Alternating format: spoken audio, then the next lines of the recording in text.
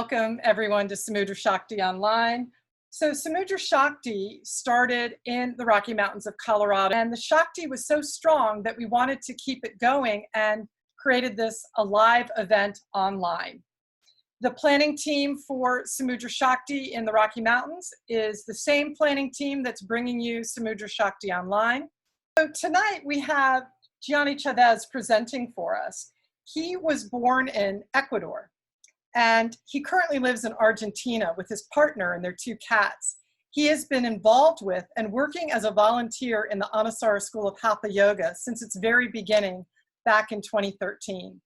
He's a former human resources executive with more than 15 years of experience working for multinational companies. He is a member of the board of directors of the Anusara School of Hatha Yoga.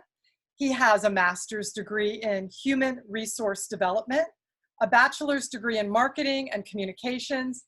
He is a certified human development coach and an experienced certified Anusara yoga teacher. He travels around Latin America teaching Anusara yoga, and he loves getting to know local cultures when traveling, to experience different types of food, music, dancing, and also going to the beach. So I welcome you, and I'm going to stop my screen share and hand it off to you. So thank you all for being here, and thank you, Lisa, for that great presentation. Thank you. Well, so tonight I'm going to talk about the 3 E's of Shri and the 3 S's of Balanced Action. So in order to start talking about Shri, we have to know what is Shri.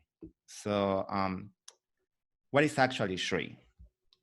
Shri is that as auspiciousness and beauty that has no opposite. Shri is that abundant and divine luminosity that is inherent to life and to all life forms. So for me, Shri is that light, that vibrant energy that you get from life, from everything that is alive. That is Shri for me. And I don't know what is Shri for you. That would be amazing to know. Or what do you think is Shri? You can use the chat for that. So how are we able to understand this beautiful and metaphysical concept in our physical reality? Because you know, what dragged me or what kept me studying Anusara is that everything that I was looking for in all different philosophies and religions, Anusara make it happen in reality, like embodied all that. So that was what kept me in studying it. So how can we understand this metaphysical concept in our physical reality? That's the question. So looking for Shri beyond our yoga practice, because most of us only know Shri through our yoga practice. So it's really essential. And being able to relate to it is important, at least for me.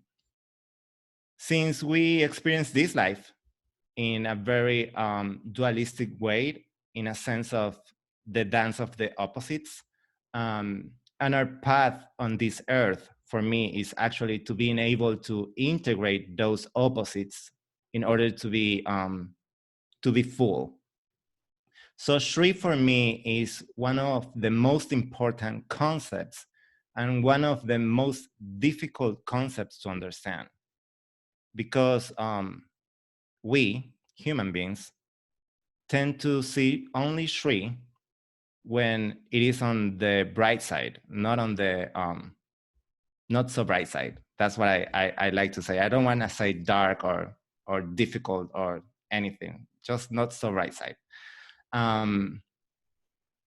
So the way that we can relate to Shri is through those 3 E's. Those are important characteristics or traits that we can learn how to apply that concept into our physical experience or into our daily life.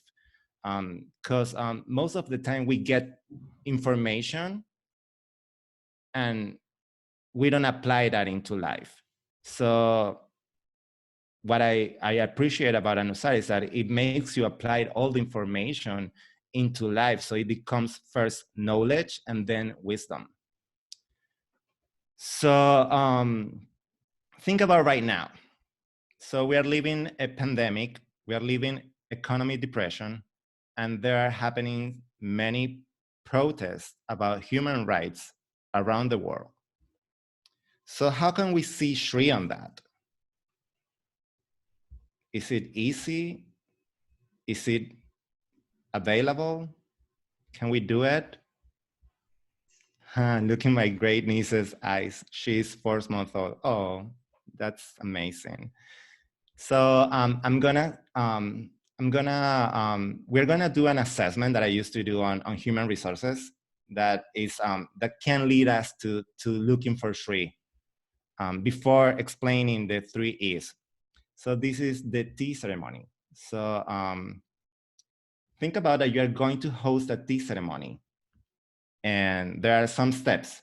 These steps are in any particular order. You have to choose how to put them together in order to feel this happening, for let's say that, or in order to feel Shri.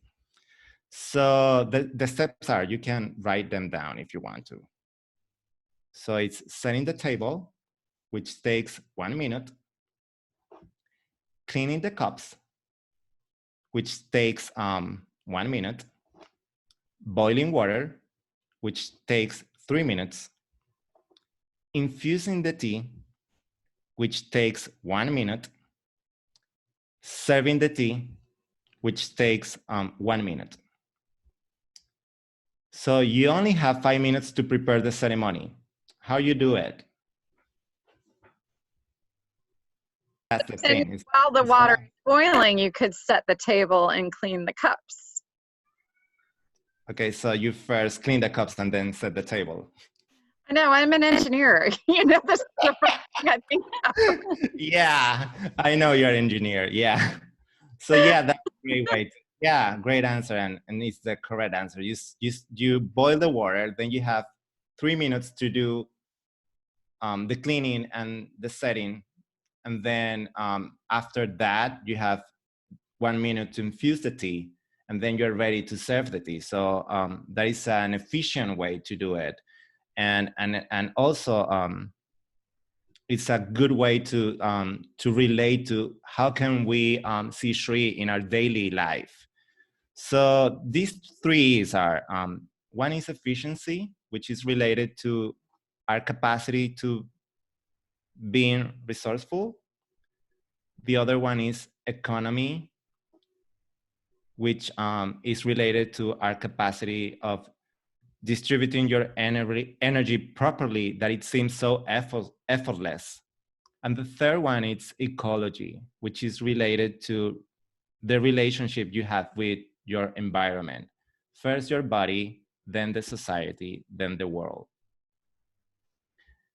And so efficiency as a concept is achieving the best possible outcome without waste. That is like a concept that you can find on Google. When we are being efficient, we are able to be immersed in our present moment. Like when you are being efficient, you are not going to the future or to the past. You are just in the present. And I don't know about you, but I like the tatvas. And I always make connections with the tatvas and how I experience the tatvas in the world. So if you know the tatvas, if you don't know, that could be a good topic for the next Samudra Shakti. Okay, so so I relate that with kala, which is our sense of limited capacity to act. So and it's also related to kriya, our action in the world. So how your actions, one question that you can do about that is what is possible for you right now? Instead of thinking all that you are not able to do, what is possible for you right now, in what you can be efficient. That make sense? Great. So sorry, my English is not so perfect today. So then we have the second one, and it's economy.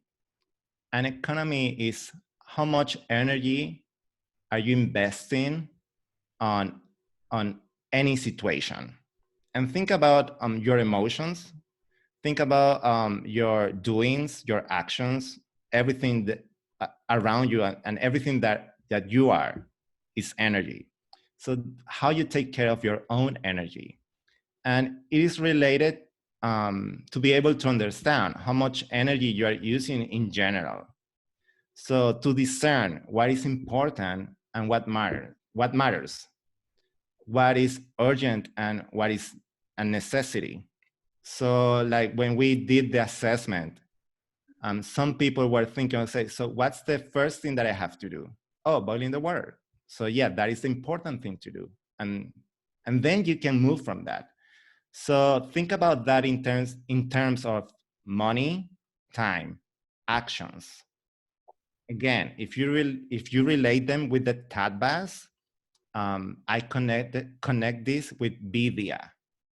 Is that sense of limited capacity to know. So being able to know yourself allows you to be to know how you are using your energy into the world. So and also with Gianna or Giannia. So a question that you can ask about economy is there anything that I need to refine before making a decision? So first of all is, okay, so what is possible for me now? Oh, this is possible. Is there anything that I can refine to make a decision? Okay. And then you can go to ecology. So ecology is how we're able to understand that our body is a complex system and that we are part of a greater system too. So our environment. As one of my teachers taught me one of the, the laws of the Kybalion, and it says, as above, so below, as within, so without. So it's the same thing. And so thinking about this, about economy, it's also ecology. I mean, it's also about knowing that you are not separate, that you are always in union with the divine. Think about how much toilet paper you use every day, especially right now. Think about all your gas, food, all the clothes that you get, all the plastic that you use. Is it necessary to use that many? And think about especially right now, because we are in a very different life situation. So there are many things that you have stopped using or consuming. So think about all the how your conscious has shifted right now, just by being locked down. Like for me, it's like, oh, I'm not eating so much chocolate right now. I used to, So it's ecology. I'm saving trees. So yeah.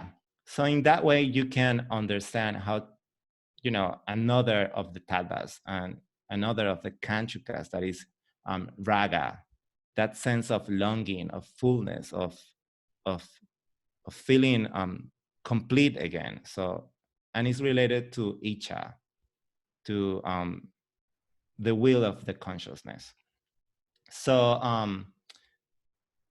I can ask myself, in order to relate, if my actions are aligned with the ecology, will this decision be in resonance with myself, the society, and or the world? So think about right now, all the situations that are going right now in the world. Will this decision is in resonance with the reality I'm living, with the society I'm living, or with the world that I want to live in? So those three E's of Shri help us to actually to being able to experience Shri in our daily life. Like, it doesn't have to be in a very surreal or sublime way. It's like maybe you are just washing your dishes and then you see that you have been washing it with your tap water, you know, running all the time, and then you say, hey, I can close the tap water while washing, you know, and you are making Shri by that. Or maybe you are recognizing all the time that you spend on other things that are not, that makes you feel drained instead of replenish. Thank you for the examples. So Hola, Caro. would now be a good time to see if folks have a particular E that they're connecting with in this moment? Yeah. Launch that poll? Yeah. Launch that poll. So we've got a poll up just for you to let us know the 3 E's that G presented. Which one today? You know, it doesn't mean that tomorrow it'll be different, but today, tonight, which one are you connecting with more based on his presentation?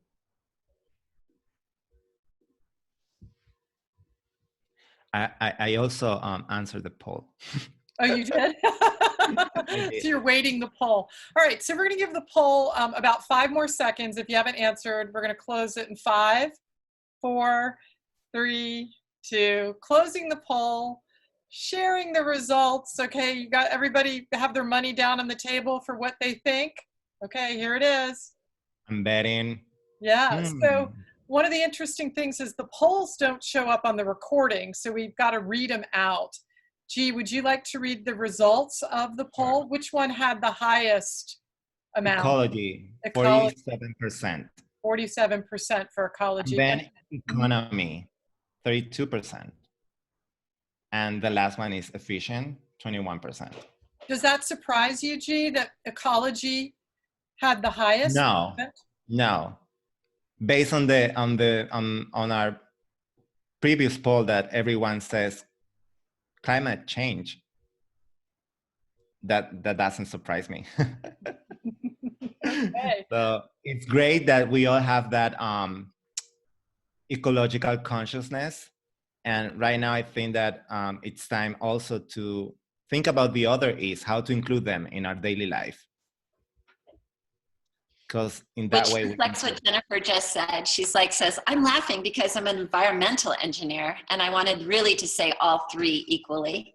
And that's, I think we all probably have that same feeling and thought, Jennifer. Well, that allowed us to enter into the next topic about balance action. But before that, I want you to see this picture because I think it's very special because it's a seal garden. So it's sealed, they don't put water anymore, and it's growing and, you know, renewing and living by that. So it's interesting how they do that. And it's the same thing. It's efficiency, economy, and ecology. They only put seeds and some water and life starts there. Okay, so the next topic is, thank you everyone.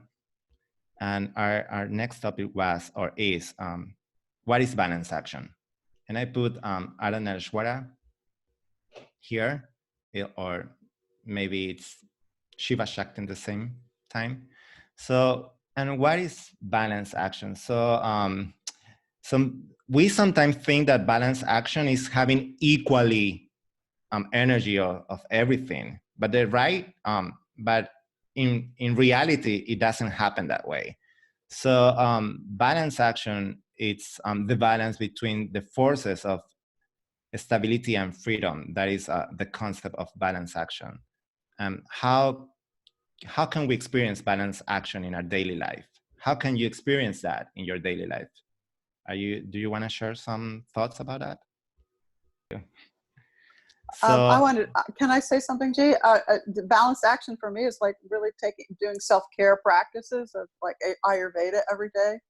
And so then, you know, when I center myself in my practices of meditation, asana, good, healthy eating patterns, sleep on a regular basis, that's so helpful in this time to be able to then, you know, go forth and do the work that I need to do. Then I can then I've got to prepare my food. I've got to make my calls and do my work and do my Zoom and and then I come home and then there's, you know, hanging out with my girlfriend and, you know, have everything be balanced. That's how it is. But if I don't have the structure, I have no structure, I'll just nothing will get done. So structure is my balanced action right now.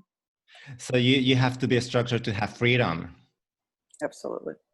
So that's the good thing. It's you know where you have to put your effort so you can surrender in other places. You know, it's not about having the same amount of energy. For some people, it's like, okay, I have to really have discipline in order to be able to do everything. And for some people, is well, I need to let go many things. I tend to overwork or overdo things. So maybe for me, balance action is just being able to rest. So that's the thing. That's the question about. Thank you, Jackie. I really appreciate your sharing. Thank you for that. So yeah, great. Thank you for sharing. And yeah, that's the thing. It's how can we experience balance action in our daily life? It's that question is personal and we all have different answers. But the thing is that how can you experience and how can you know that you're experiencing it? It is that you get to know how to balance your effort so it doesn't feel that you are overdoing anything. And also you get to know that you are balanced the other side, like all the surrender. So it doesn't feel that you are not, I mean, it's not about doing, but it doesn't feel that you are not, procrastinating or something like that. So balance action is a concept in which we are able to know what is the right amount of any resource needed in order to bring balance to your life. So resources could be food, resources could be water, resources could be practices, any resources that the right amount of any resources needed in order to bring balance to your life, in order to bring joy to your life, finally. So for example, in your yoga practice, and I know maybe many of you practice yoga, so this could be easy to relate to. So depending on your body and structure, some people has to apply more of the principles associated with stability, and some people often more of the principles associated with freedom in order to get into balance action. Like for me, I tend to be really muscular and, strong. So I have to, expand more to be able to stretch more. If I don't do that, I got really I hurt myself doing some other poses. So I have to really be able to create a space in between my muscles. And it depends of anyone. For some people, maybe they're more flexible and bendy, and they have to be able to build more muscles in order to be in balance. I mean, not imbalance, in order to be balanced. Yeah, sorry, pun intended. Okay, so the best way to understand the 3 S's is through, and there is the next one, is through, the best way to understand balance action is through the 3 S's. So you have to have satya, which is what resonates with yourself, with your heart, with what it's in you, with your emotions and feelings. Svatantria is related to having that sense of freedom beyond our body. And then Shri, which is related to your capacity to experience auspiciousness beyond the circumstances, is how you integrate the light and the shadow, or the luminous and not so luminous parts that we all have. Satya it's again, I'm relating with the previous concepts. So Satya is living by your truth. It's living and expressing in your own lives as an authentic self.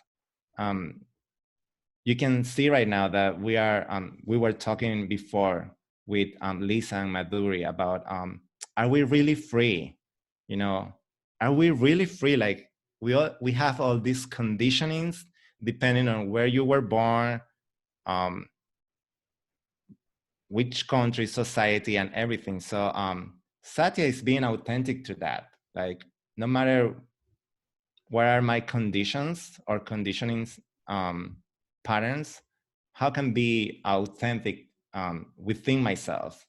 Do I have to be another person in Ecuador and another person here in Argentina and another person in Colombia?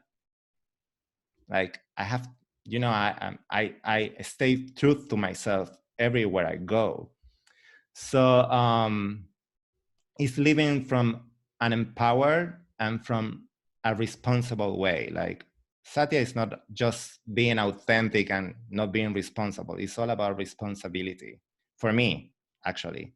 And it has to be related with Jnana, the knowledge. And there is a phrase from Spider-Man that says, with great power comes great responsibility. So think about a Spider-Man. And then Svatantria. Is that feeling of freedom beyond our limits or limitations, beyond our constraints. It could be in your body. So when you feel free in your body, that you are creating a space in your body, it could be in your mind. You know, we all suffer from our thoughts. Like we all have these recurrent thoughts that comes when we are struggling. So it's how to create a space and freedom in that way. And also is how can you be free in the way you perceive life, how the information that you are going through life is perceived, and how can you be free of that perception that we have. So for me, Svatantria is related with Kriya, with our actions. Are we really free in our actions or no? That's the question. I will make the question afterwards. And then Shri. So we already learned something about Shri and the threes and everything. And for me, it's how can you be able to integrate light and dark? How can you be able to live without the feeling of having to justify your life and or the judgment about a current situation? It's also the ability to remain open and being able to observe how the mystery of life unfolds, and also the experience of that auspiciousness that is unfolding right in front of you. It's being able to get back into yourself and redo the questions about the 3 E's: efficiency, economy, and ecology. So I relate this S with Icha. I don't know if you know those concepts, sorry. Maybe I have to introduce them afterwards. I think that's all about that. I have a little practice for you that you can do for yourself. So one of the things that I do, it's life human development coaching. That it's different from my experience in human resource development. That was more, or my human resource development experience was more oriented about companies and how get people into doing something in order to get benefits in the company, and how to be able to see potential in people in order to cover positions in the company and developing professionally in the company. And human development coach, it's or coaching is different. It's how get back to yourself. So this is a little practice that I can share with you that I do not every day, but when I'm struggling with any situation, I try to do it with myself. So the first thing is to choose an aspect of your life. So there are 5 aspects in our human life. Which one? The first one is lifestyle and livelihood. The other one is body and wellness. The other one is creativity and learning. Then you have relationship and society. And then at last you have essence and spirituality.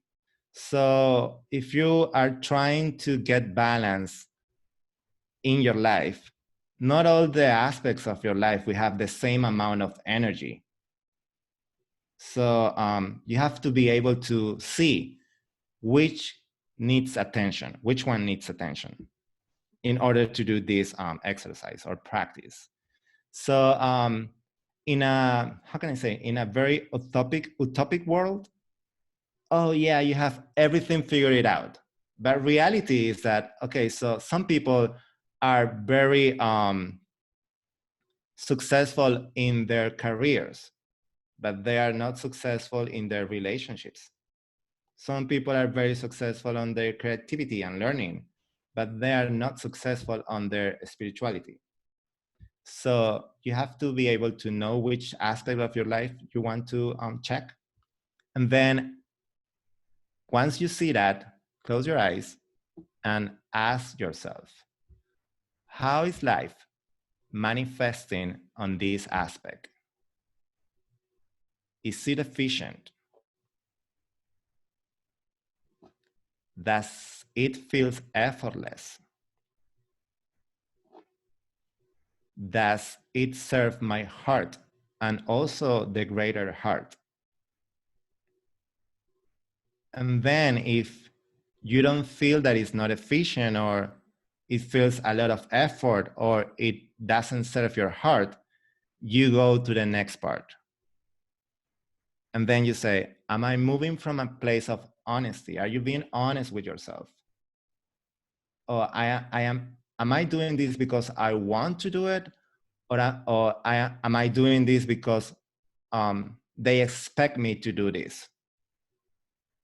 So am I moving from a really place of honesty? And then am I able to move freely, or do I feel bound? Okay, am I taking my own decisions, or do I feel obligated to do something? And then the last one, am I open to observe or to review this situation, this aspect, with a different perspective? And then you can check that. So that's all. Then thank you, everyone. I hope you enjoy it. I hope it was amazing and you have learned something. Gee, that was phenomenal. That last little part was like coaching 101. It's like, I want all of us to just sit for a minute and contemplate it. Would you mind going back one screen? I do. Yeah, I just do. go We back can do that. and let's just, sit for a second. I will put up a poll while I know when G brought this up, I literally just backed off of my screen and closed my eyes and I saw you. which one. You saw me lean back and be like, Yeah. what is it I really want to I'm really look at? going through, yeah. Yeah. So I'm gonna share with you so you can have like a broadened perspective of each of the different aspects of life. So the first one is livelihood and lifestyle, and that is career, money, home style, possessions, fashion, travel, gifts, sustainability, and resources. The second one is body and wellness, and it's related to healing, fitness, food, rest, relaxation, mental health, sexuality, sensuality and movement. And then you have creativity and learning, and it is related to artistic and self-expression, interest, education, hobbies. And then you have relationship and society, romance, partnership, intimacy, not only with others, especially with yourself, friendship, family, children, community, or causes. And last is, I won't say last, and the other aspect is essence and spirituality, which is soul, inner self, truth, intuition, faith, and practices. So let's do the exercise, okay? So I invite you to close your eyes for a minute, get into your breath, start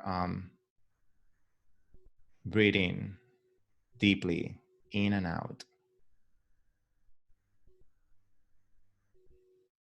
And then try to remember all the aspects of life and choose one that you have been feeling struggling or not so Shri right now, and ask this question: how is life manifesting on this aspect? How is life manifesting on this aspect? Is it efficient?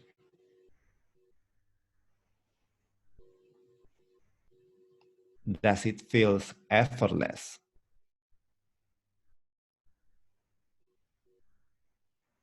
Does it serve my heart and also the greater heart? If any of the questions that you have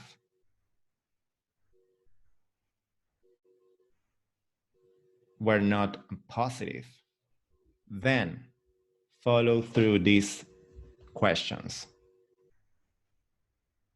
Does these aspects or aspect in my life feels balanced or need to be balanced?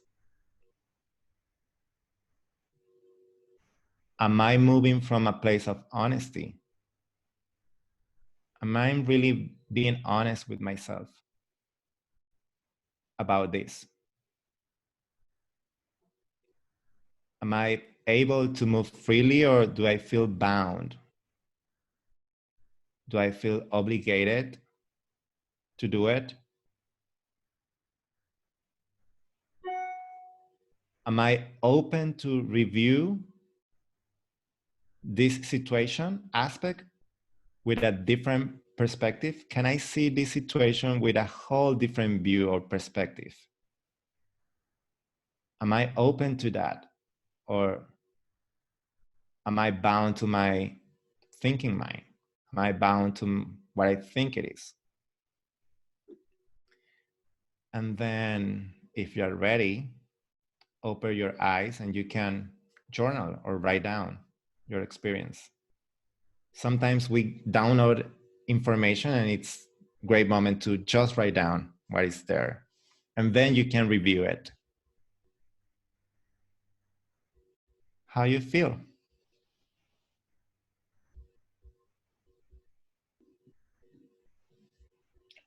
For me, it was a Thank you, phenomenal Jackie. practice. Good night, Jackie. It was a phenomenal practice for me to, one of the area that I wanted to focus on was my relationships. So it was good for me to go through those questions, especially, you know, in this time where we're not able to be as close to people physically as we can. Yeah. Yeah, so Yeah. thank you. Becky was saying the same thing in the chat. Anybody else want to open their mic and share?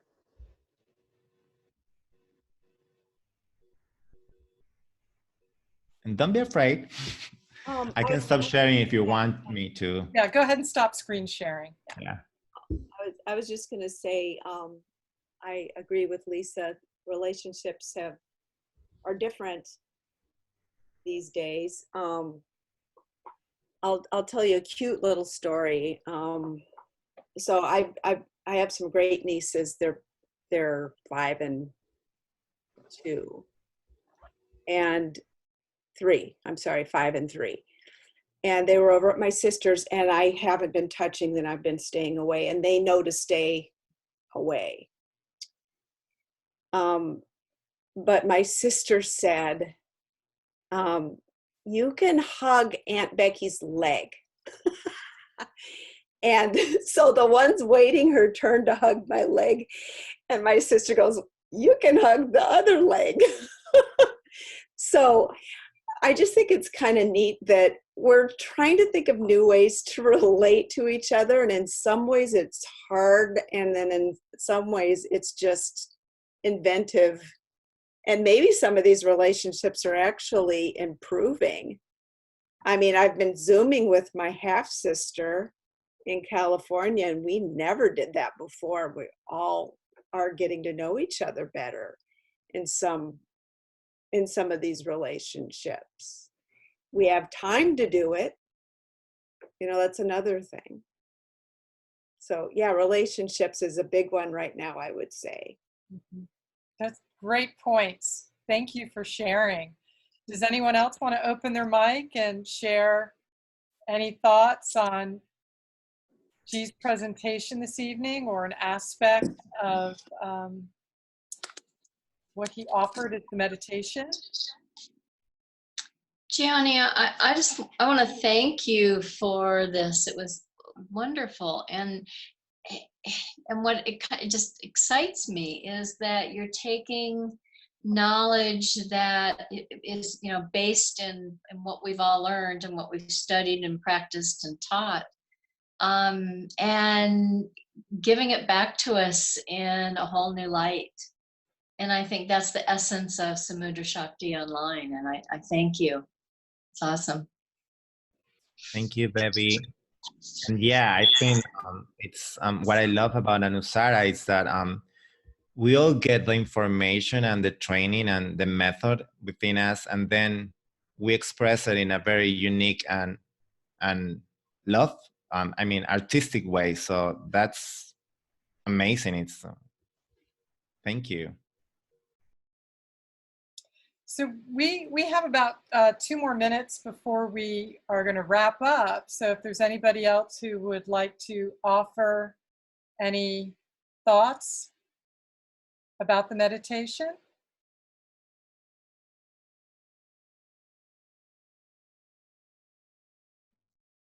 I wanted to, Lisa? yes, who opened their mic? I Oh, did. thank I you. did. Oh, sorry, Christine, go. Oh, no, you go, Jennifer. You go. Oh, Jennifer, you have to unmute. You muted yourself. Oh, I was so excited for this one. Thank you, Johnny. It was as good as I expected. Thank you, Jen. Thank you. Love to see you. I was just going to say, Lisa, that it was really interesting that because I've been thinking, because my family came to me for the whole lockdown for 2 months, and they came from Sydney, and I live in the bush, so it's a completely different lifestyle up here. And so I've been, you know,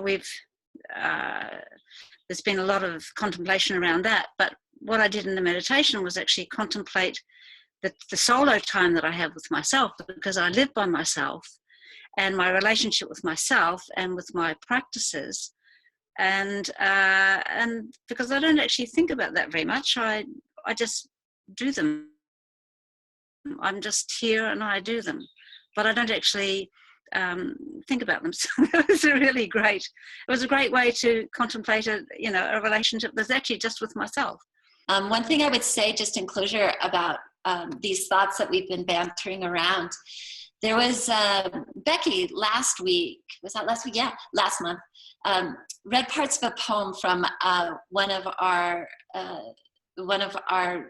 student teachers and specialty